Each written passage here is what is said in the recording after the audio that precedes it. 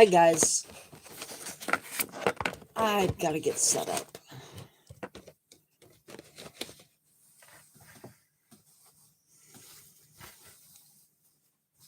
I'm looking for a mouse.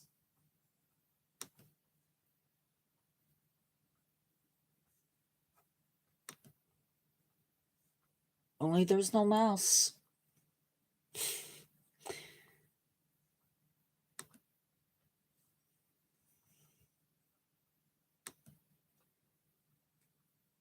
Nobody's on yet.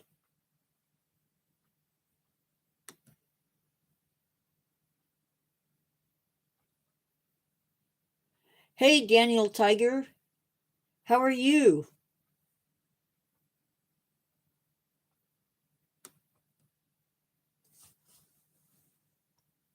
I'm good. Hi, Ross Lunch Actor fan. Hey, carry me through. I was just getting ready to send you, well, that's sort of a lie, but I was getting ready to send you a link. I had to get into the actual live before I could do that. So I actually went out and got props for this live. Bye, Daniel.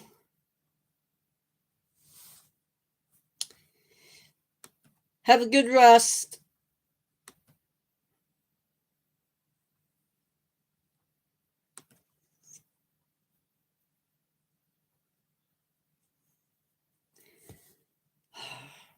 I have props for today's live, or at least for this one.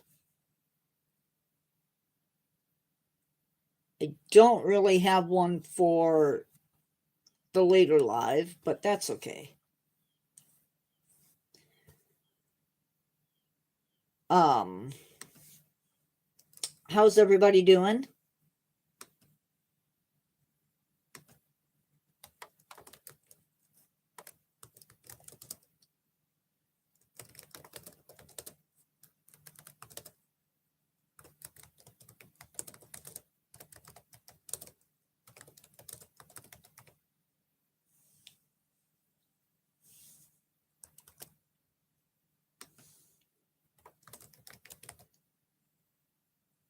Oh, I have no experience with Linux. None.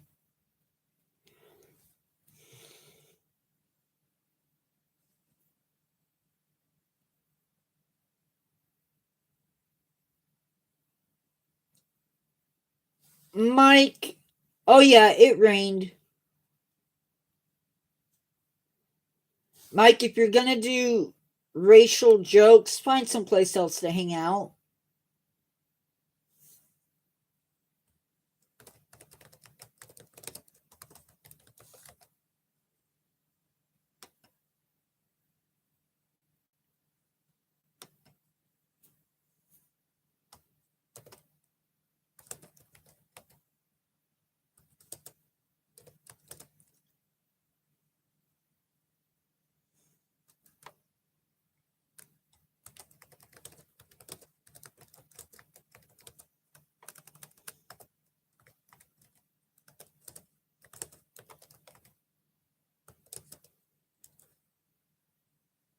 Yes.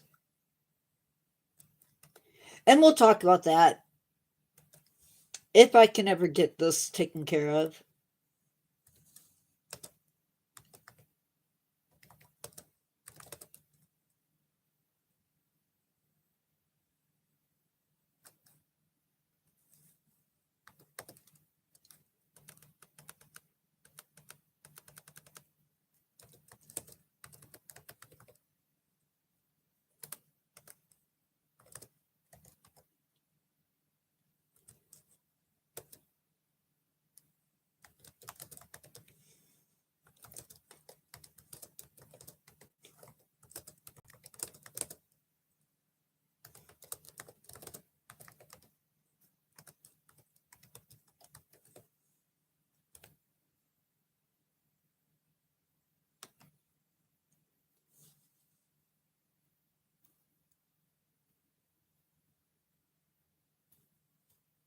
You did delete the message. I don't see anything where it said you got rid of them.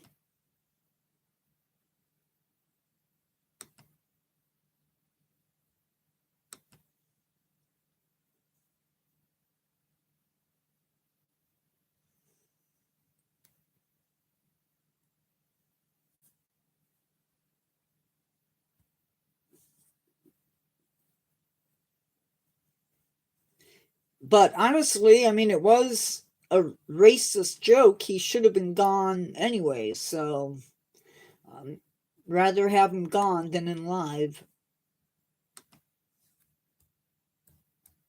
Okay, so getting in live, because that's what we're here for. Ferns are plants. They produce photosynthesis. They go through photosynthesis, but they're different than the plants that you might see growing in your yard, in your garden, unless you have ferns in your garden. Ferns don't have leaves like we think of them. They do have a petiole. See if I can do this without dripping water all over the place.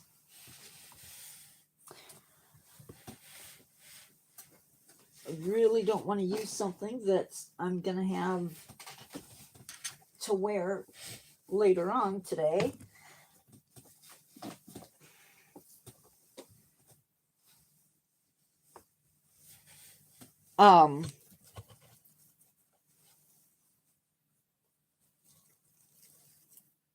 So this is part of a fern.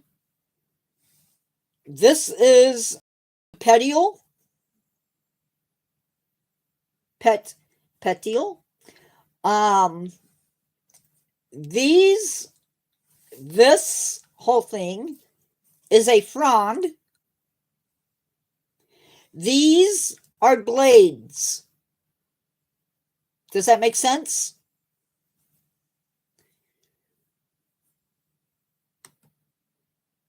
So, petiole, blades, frond. Okay, cool beans. So when these guys first pop out of the ground, they're going to be coiled up. My day is going good. Thank you, Taylor. Sorry. These are going to be curled up, and we call those fiddleheads. Eventually, they will unfurl and look something like this. Now, ferns do come in all different types of growing patterns, just like some of our leaves. These are blades. This is a blade. This is a blade. This is a frond. Yeah, I'm sorry your day has not been good. So just like in leaves, unlike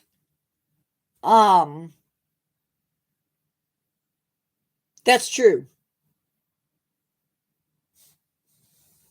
I don't know. D-Man, do you know what the little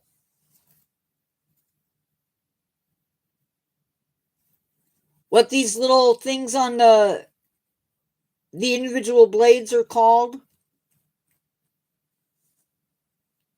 The little finger-like structures? Okay. These guys, the majority, well, no. There isn't a fern on the earth that has flowers. Doesn't happen. I'm going to set this down. So ferns do not have flowers. Instead, they're going to have sori. I hope I pronounced that right. I'm going to type it up into the live.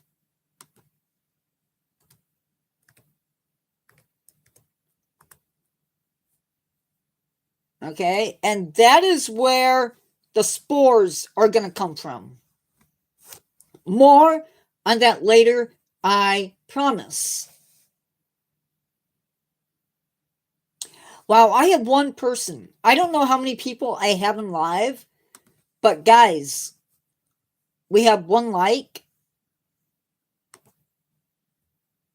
and we have 2 people, maybe more. Let me know if you are not one of my regular people. Let me know where you're from. I myself am from the greater Chicago area.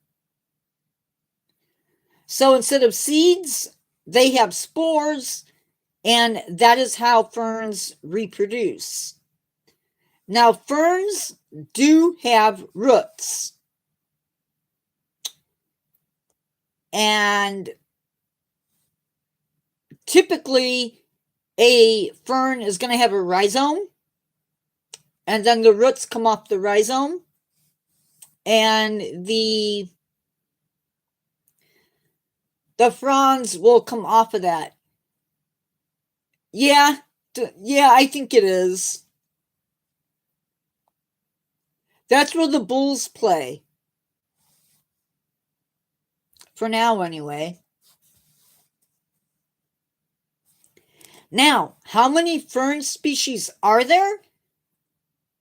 There's around 10,500 species of ferns scattered all across the world. Depending upon your climate, ferns can be epiphytes, which means that they are growing on branches, on trees. They are older than flowering plants, and they actually date back to the middle of the Devonian. And this is the time of the arthropods. This is the time when life is emerging onto land. And they may date back, believe it or not, 430 million years ago. Now, ferns outnumber other non-flowering plants like club mosses, quillworts, spike mosses, and they're even older than conifers, cycads, and ginkgo, which to me is pretty crazy, but it is what it is. Thank you for the likes, guys. That helps more people find me. As I mentioned earlier, ferns reproduce via spores. Now, some ferns will have sori.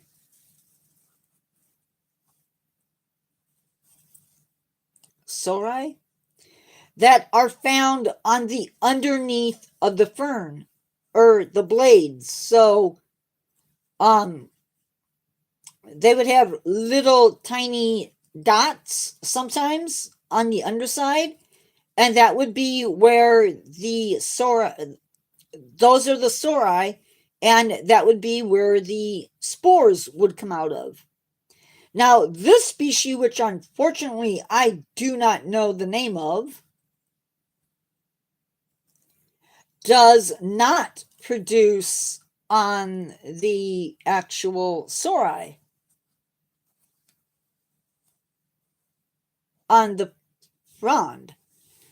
They actually produce a modified leaf, and it's within these I believe so. As far as I know, they're green. I would assume that they produce oxygen. So each one of these little modified blades is where the fern holds their spores. Now these are not ready to be released yet. They're not dried out enough yet. But when they do, this odd structure is what they will come from.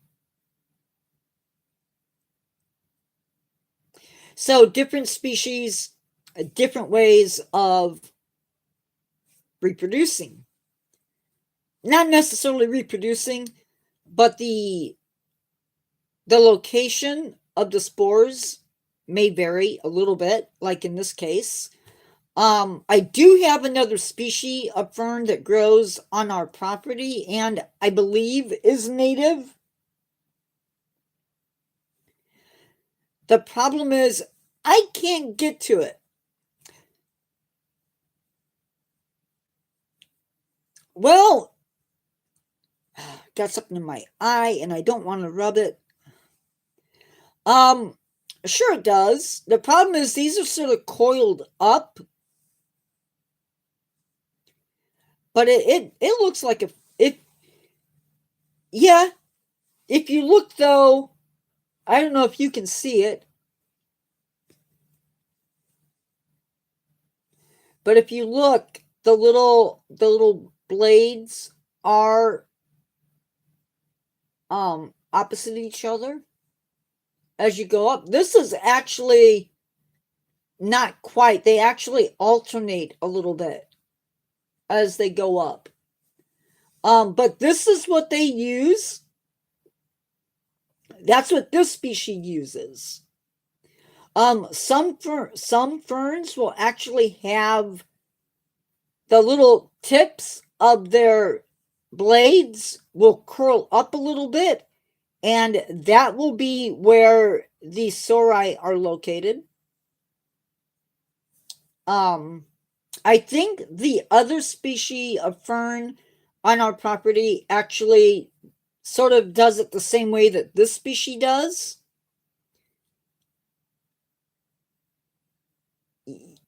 Yes, only much, much smaller.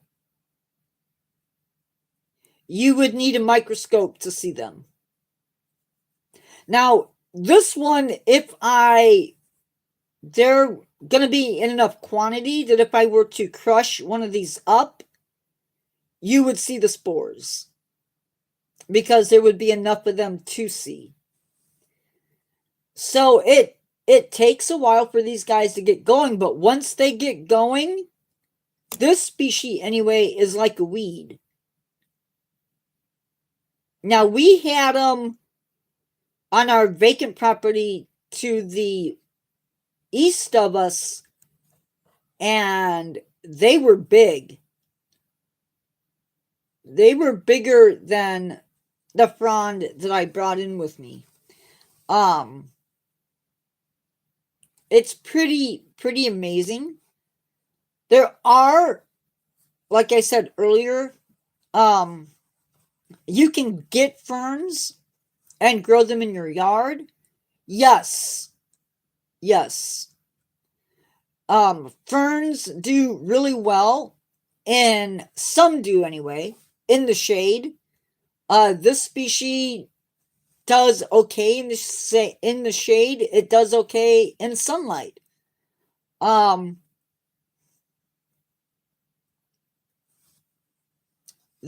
Some of them are tropical, some of them are temperate. These guys are going to die out when I don't know what this one is. I would have to find out.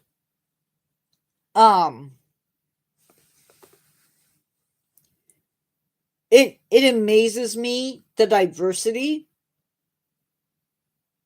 Actually, it doesn't amaze me because I know that they're amazing.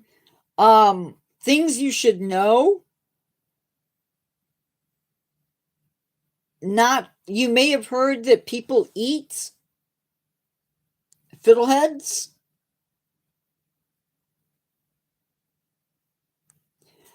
Some people really, really like them. Don't just go out there and pick, because not all ferns are going to be edible. Um,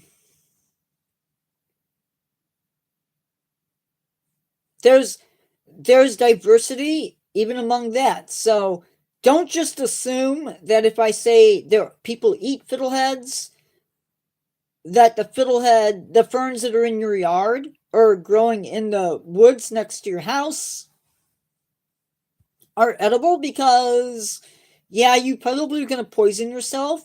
So don't do it. Learn first. That's what I recommend. Um,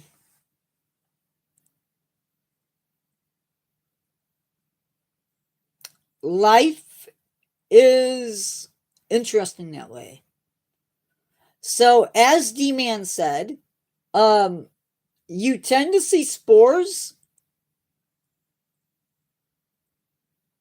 When a fern first comes up, it looks like the stem, I think is what they call it, of a violin.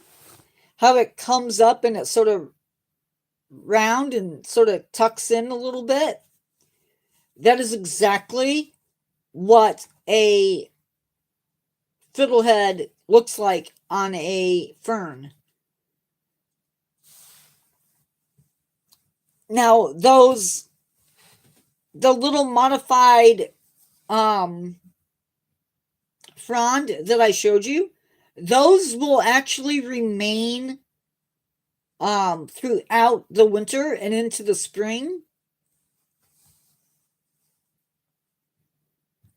The fronds themselves, those will die back. They're, I guess you could call them deciduous, although they don't really, they don't,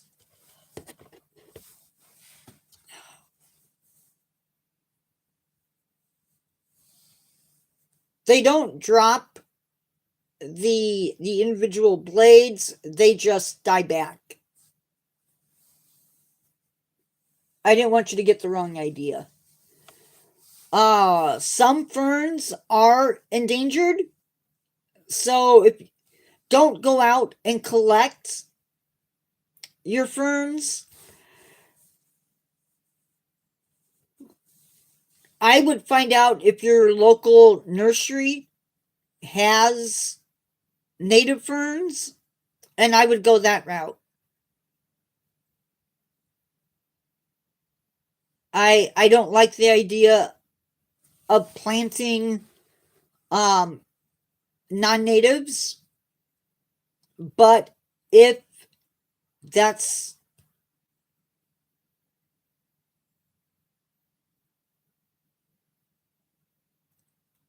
yeah, same here, Rosalind Tractor fan. But yeah, I usually don't if I'm just eating it. Um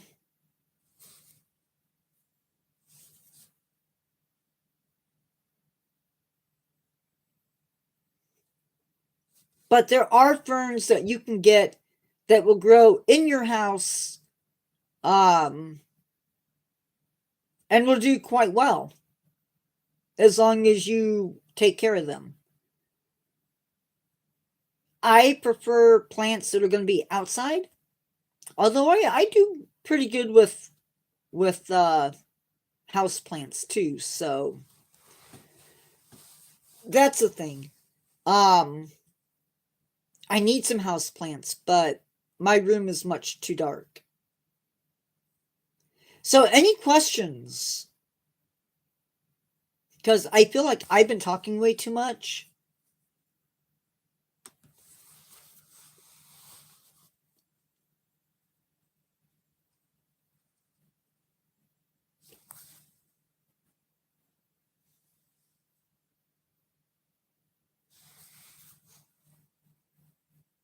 Fairly shallow.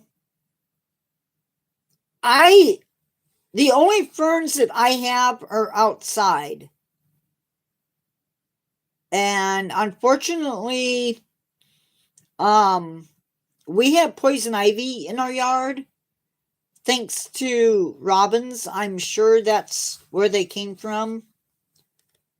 Robins are awesome American robins are awesome birds, but they have a tendency to eat berries. And since poison ivy produces a berry, they poop out seeds, and we have enough poison ivy to make the Munster family and the Adams family very happy.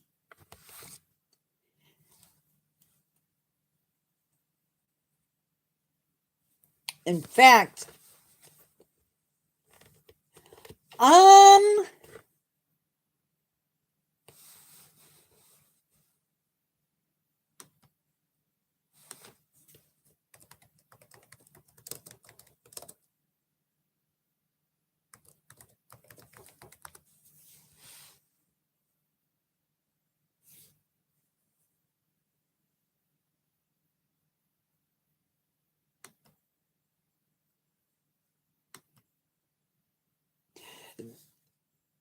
that's a possibility.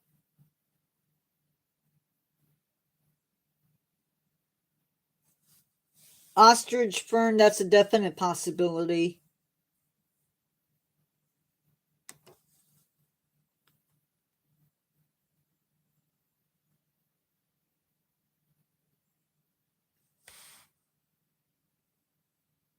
I don't know though, because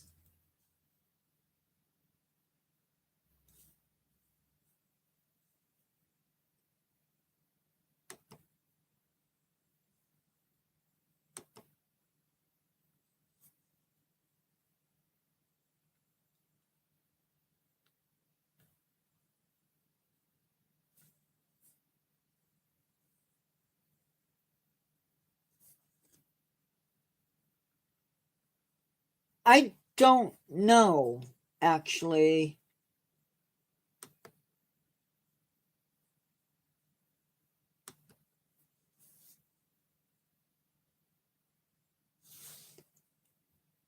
They sort of look right, but then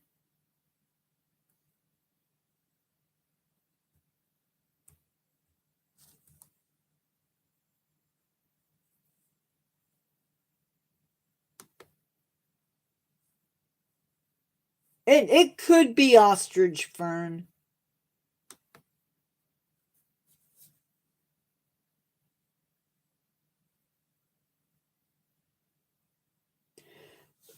Florida doesn't scare me, it's the people that live there.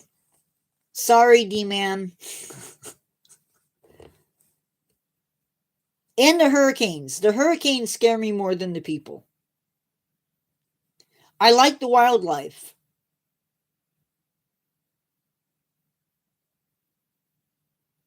EBDs,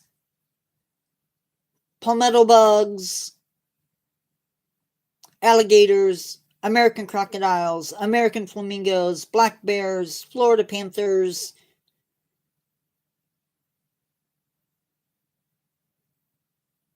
That makes me extremely happy.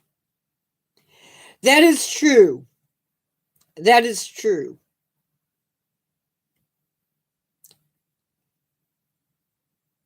I have lived in the area all my life.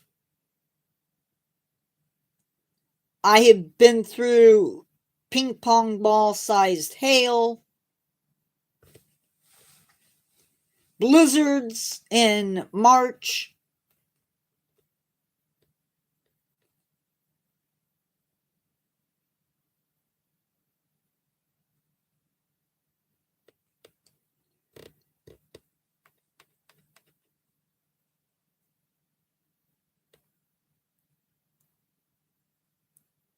Even that doesn't bother me too much carrying me through, because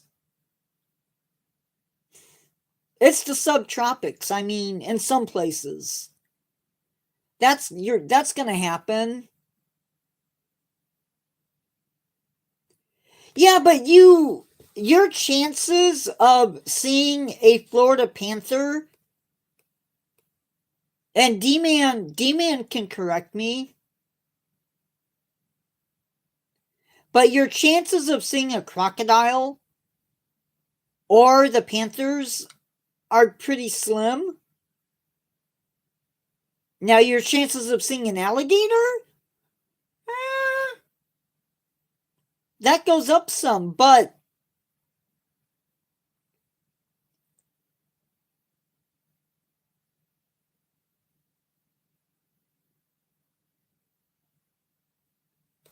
yeah, I know we have bobcat in my area. I've never seen one.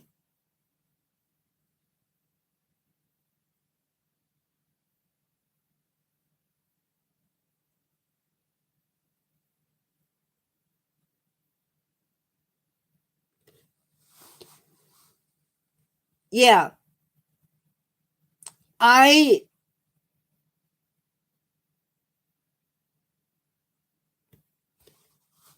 there are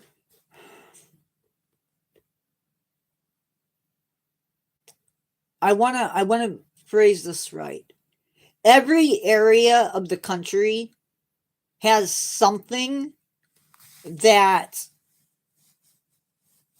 you don't want to meet on a dark night.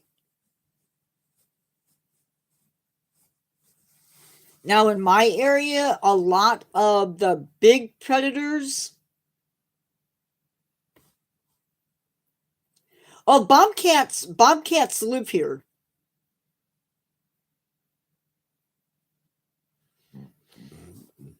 There, I'm going to go out and say, excuse me. Um,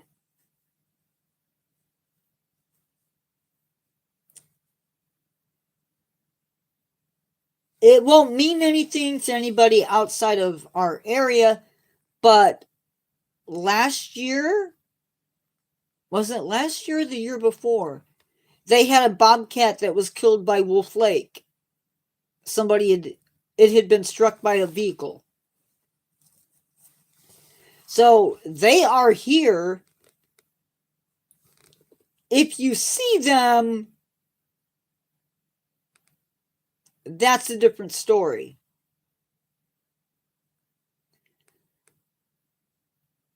Yeah, but even then, we don't get them like Oklahoma or Nebraska.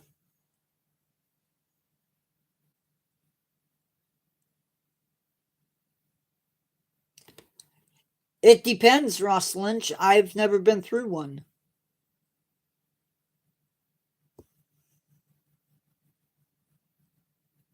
The problem with the volcano is stuff.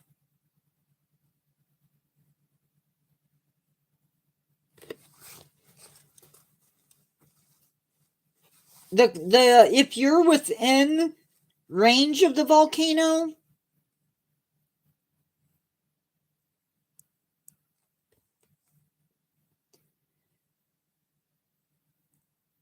then yeah, you could have issues.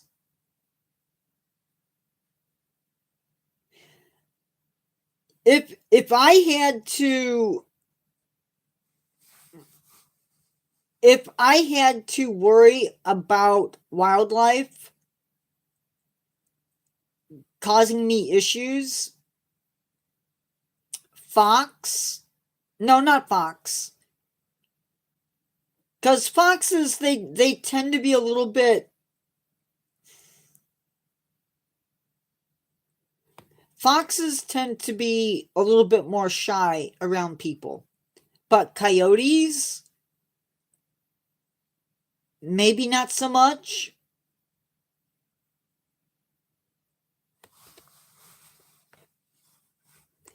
But I mean, there's gonna be something in every state, in every country, that would scare you. If it really came down to it.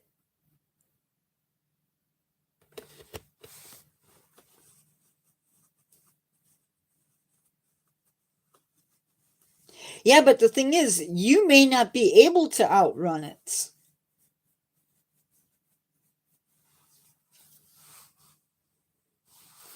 Every volcano, well, maybe not every volcano, but volcanoes can be different.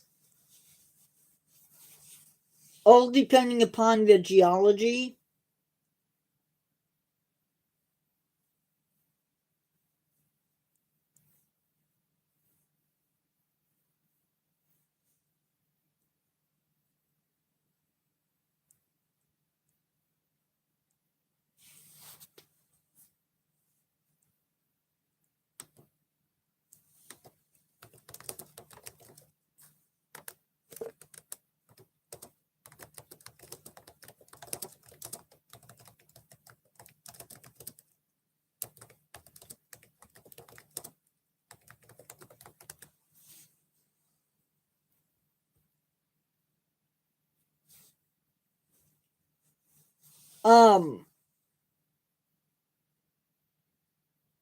From Mount Rainier,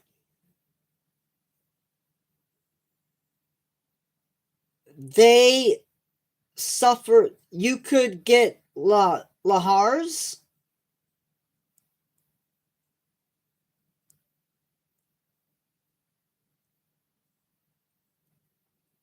Um, those can travel 45 to 50 miles an hour through the river valleys. And basically, that's a volcanic mud flow.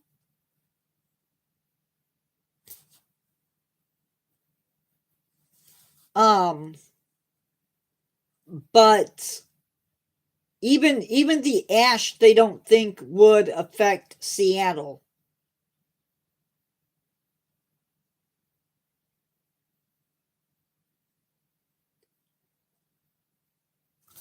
Pompeii, Vesuvius,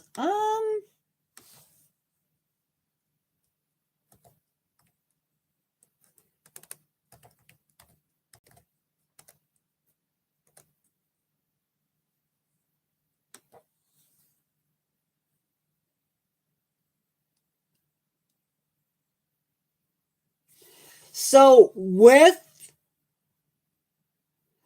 Vesuvius, yes, there was ash, but there was also pyroclastic flows with it as well.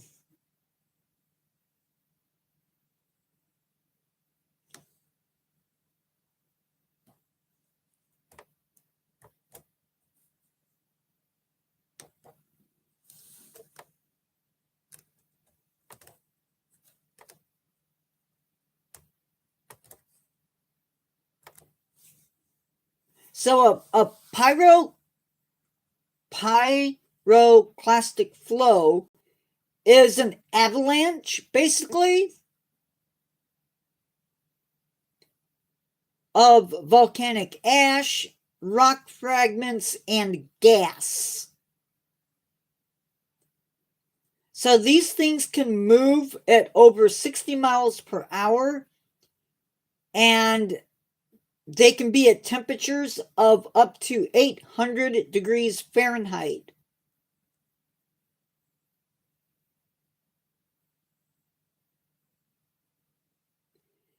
And basically, you would have to escape. You would have to be evacuated, because the gases from the volcano, not only are they going to be super hot, but they're also potentially poisonous.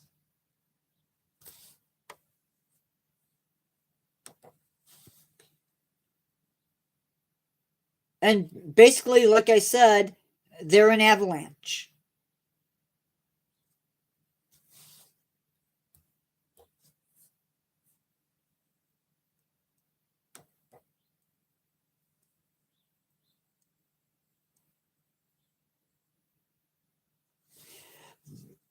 Um,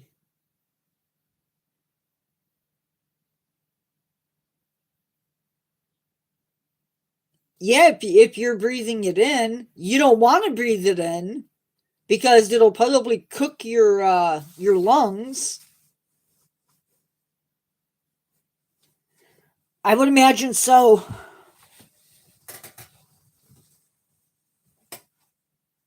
I would imagine so. Yes, the lava coming down.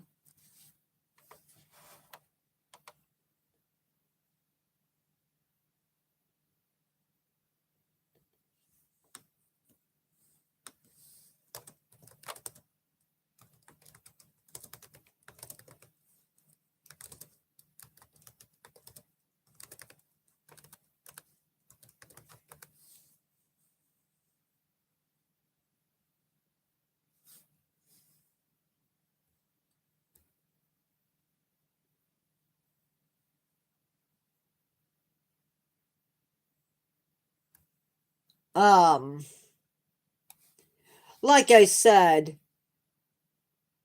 it is believed that Vesuvius, in just 15 minutes, the people that died, in Pompeii probably died in under 15 minutes or in 15 minutes. And that's all the volcano needed to do its job. So that's pretty scary.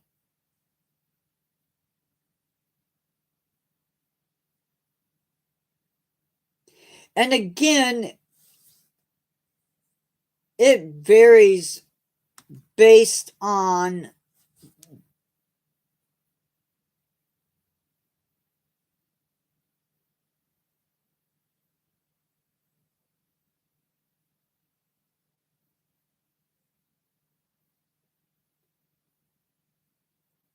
yeah, it does.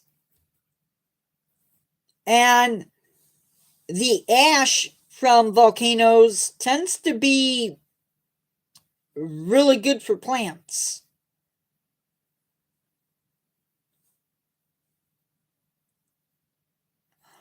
I don't think you can.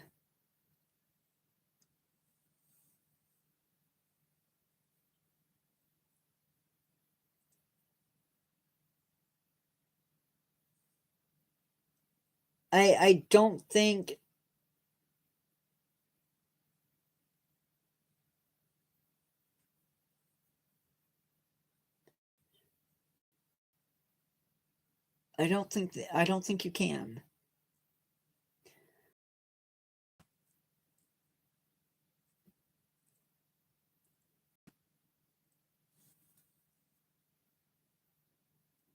Well, you can level a mountain,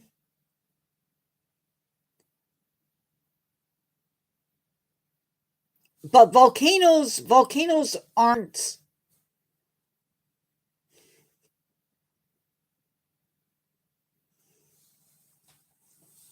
volcanoes aren't just a mountain.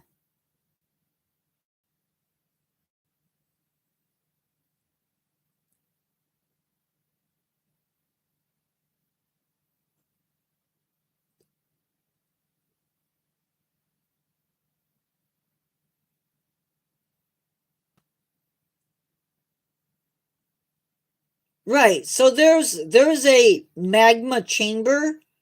There's a crack in the earth that allows the magma to come up.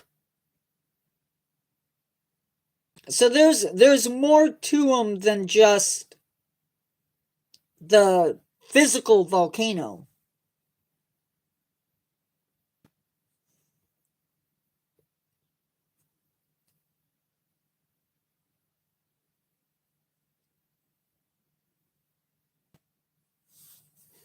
there are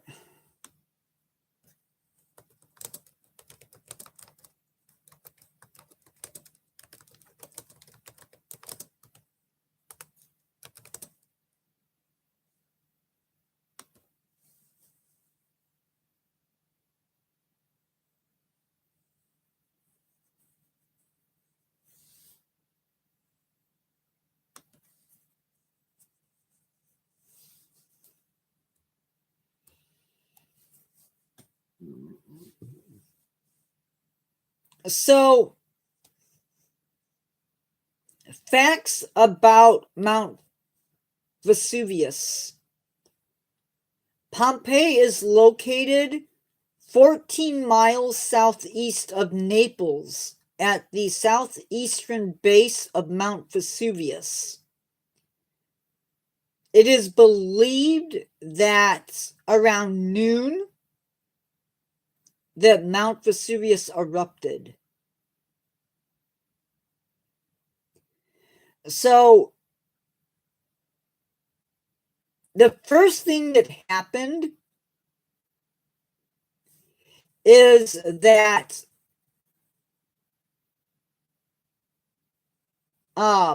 Vesuvius erupted on August 24th.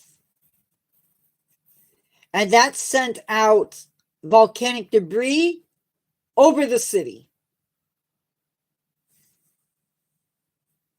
Followed the next day by clouds of blistering hot gases.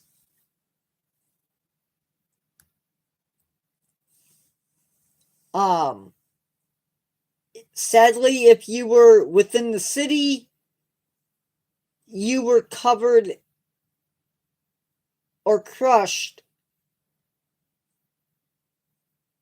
by a blanket of ash and pumice.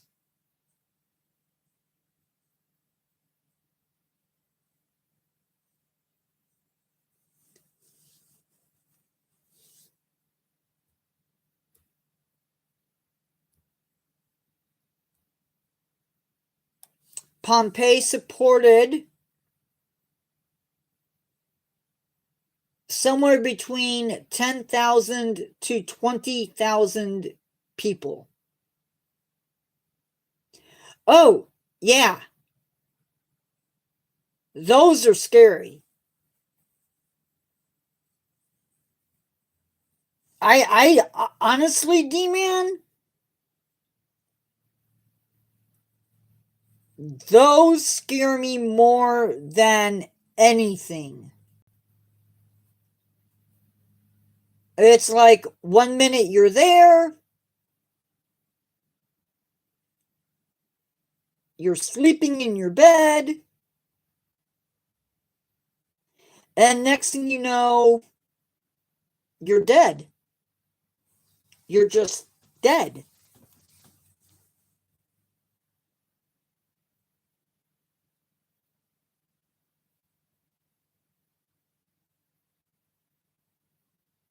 And you're just not dead, but everything around you is dead. Oh yeah.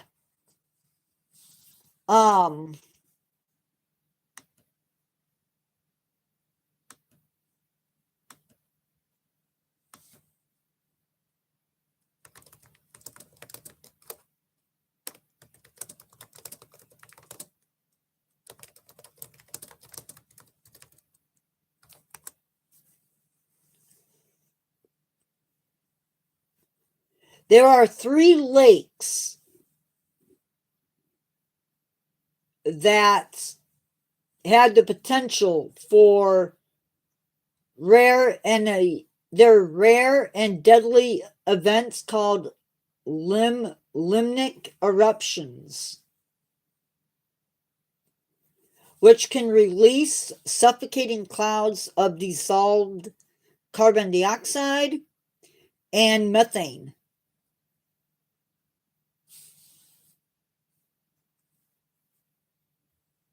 Lake Nyos in Cameroon they had a eruption, one of these limbic eruptions. It killed 1,746 people and 3,500 animals, livestock. They now have a degassing system which siphons the not from dead animal carcasses. At Lake Nyos, it is a volcanic crater lake. So you have I'm assuming, a dead volcano or slightly dead volcano. And it just poof. And it came down. The gases are heavier than oxygen. And it flowed down the valley and pushed the oxygen out of the way and killed. Another crater lake, which is located 62 miles south of the lake we just talked about, and also in Cameroon. It had a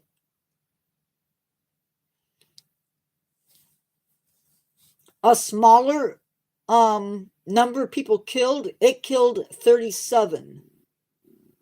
Now there is another lake in the Congo and Rwanda, and it is said to have a large quantity of CO2 and methane in it. That could go off at any time. And they actually used the gas from that volcano, from that lake, to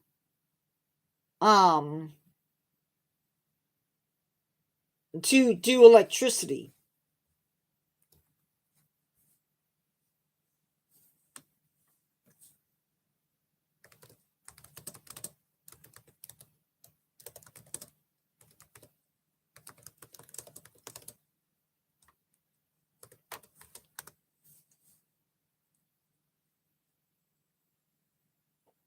So in the US, it would be, the conditions are not there.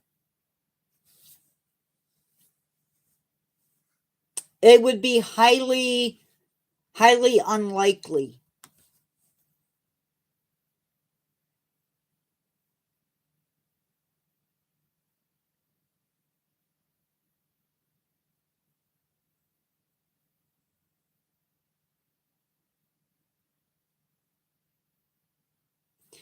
So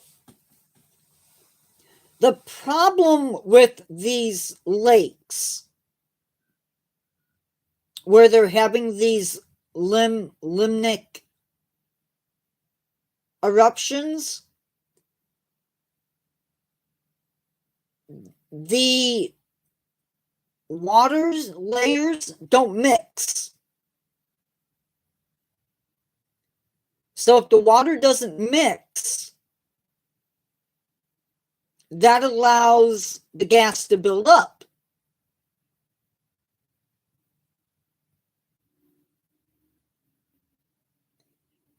And when that buildup happens, eventually it gets to a point where they can't hold any more gas.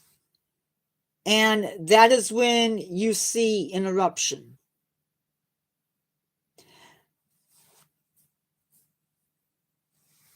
It's not...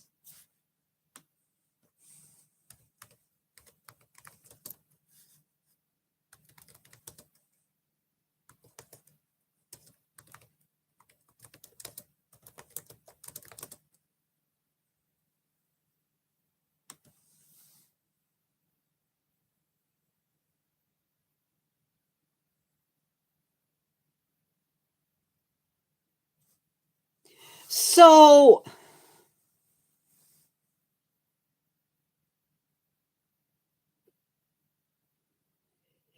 you stand a better chance from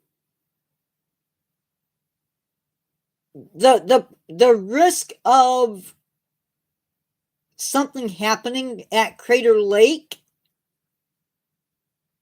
where you have a limnic eruption is probably not gonna happen. That lake has a current, which means that the water is moving. And if the water is moving, it's mixed.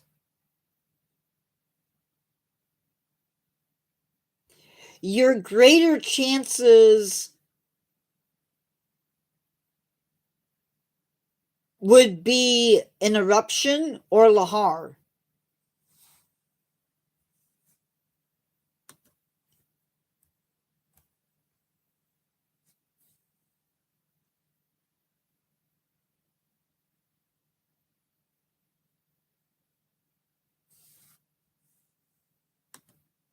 I don't.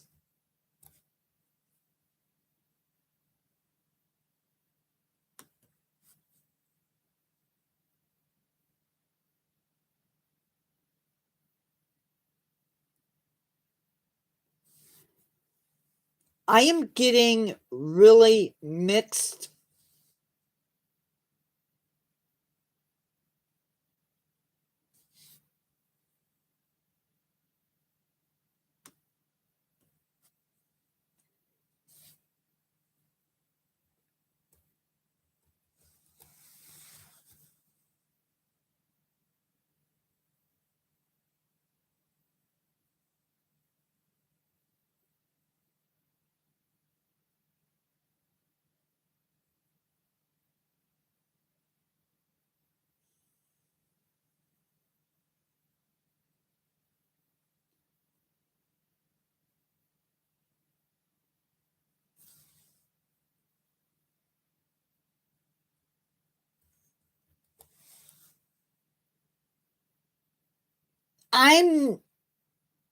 So the processes at Crater Lake,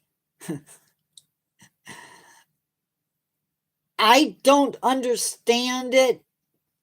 The chemistry of it goes above my head. But it sounds like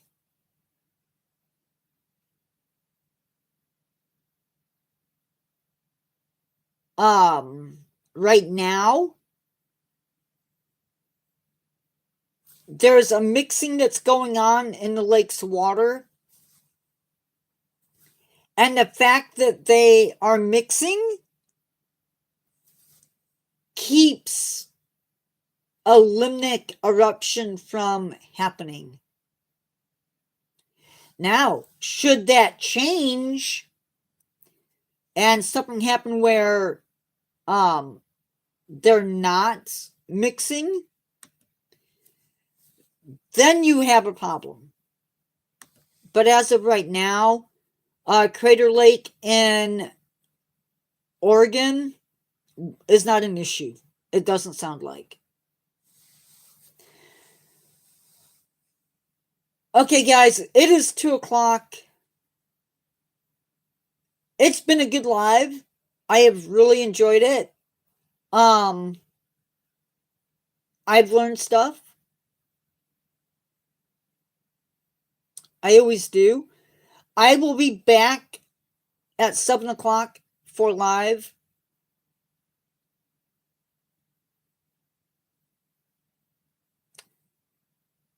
I've been trying to go to bed earlier, and it doesn't seem to be working for me.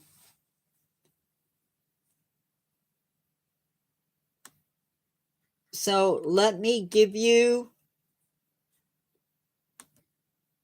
an update if I can.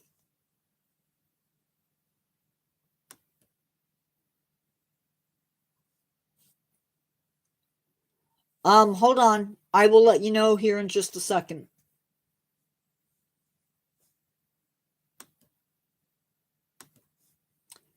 I believe it is horsetail.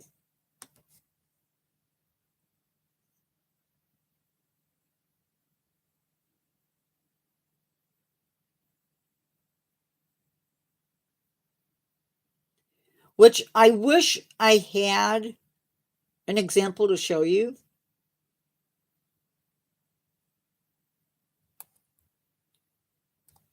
It is scouring horsetail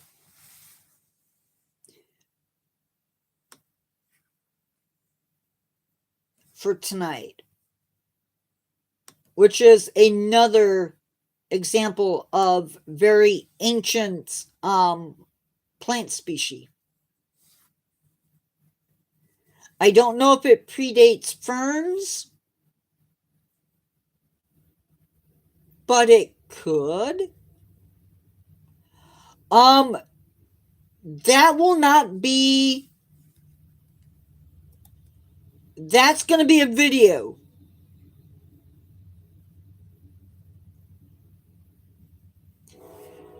That's going to be a video.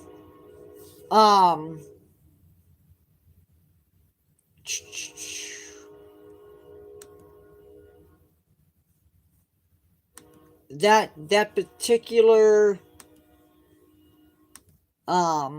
topic is going to be a video.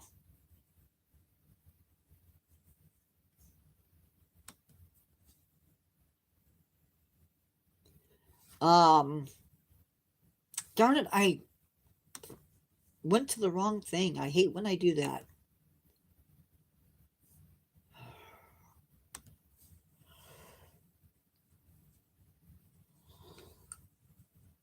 Sorry, guys. My sleep is sort of wonky right now. I'm going to bed earlier, but I'm also getting up earlier.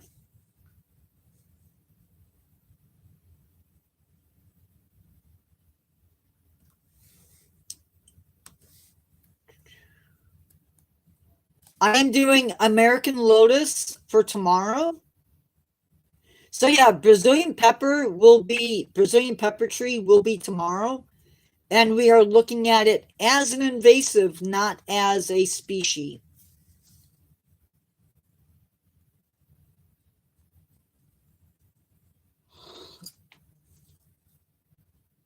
So with that, guys, oh, you know what? I went into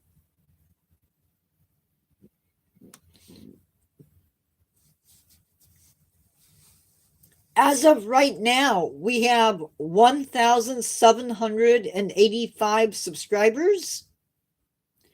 We have 66 in the last 28 days. We have 22.7 thousand views, 230 watch time hours for this last 28 days.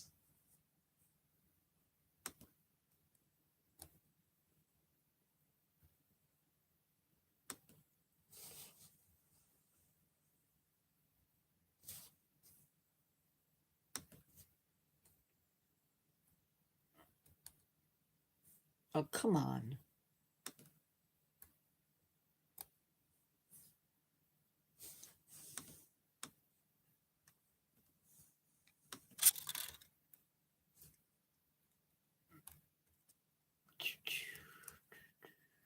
I wanted to see if I could find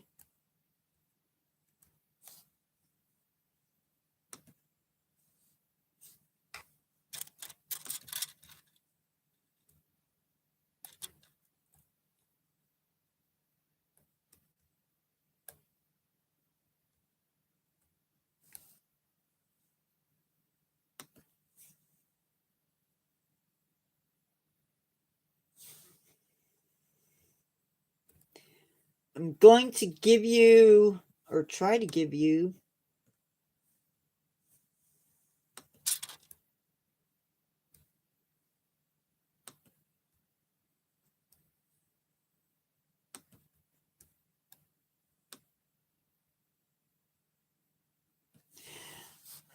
Top videos for this week. No surprises here. Whale tails, two groups of whales, right whales, species focus, organism of the week, giant squid, bowhead whale, organism of the week, beluga whale, differences between frogs and toads, squids on the outside, and organism of the week, giant squid. So those are the videos that have the highest views, which is kind of crazy.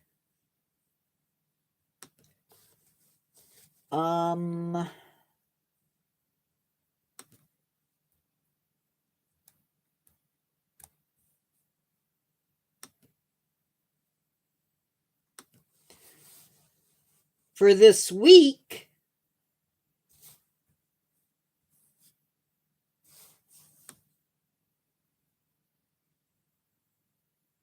the top videos are whale tails, right whale species focus, bowhead whale, two groups of whales. Would a bobcat make a good pet? Organism of the week, beluga whale, squid on the outside, filter feeding sharks, and the differences between frogs and toads. And the stat that we always worry about on my channel.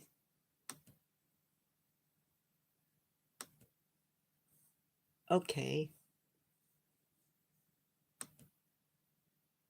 Why? There it goes.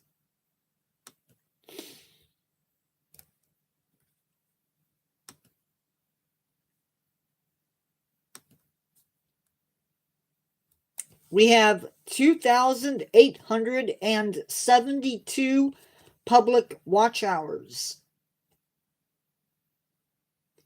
And we have 13,000 public short views. So thank you guys. Keep watching, sharing, and all of that fun stuff. I will see you in the next one. Goodbye.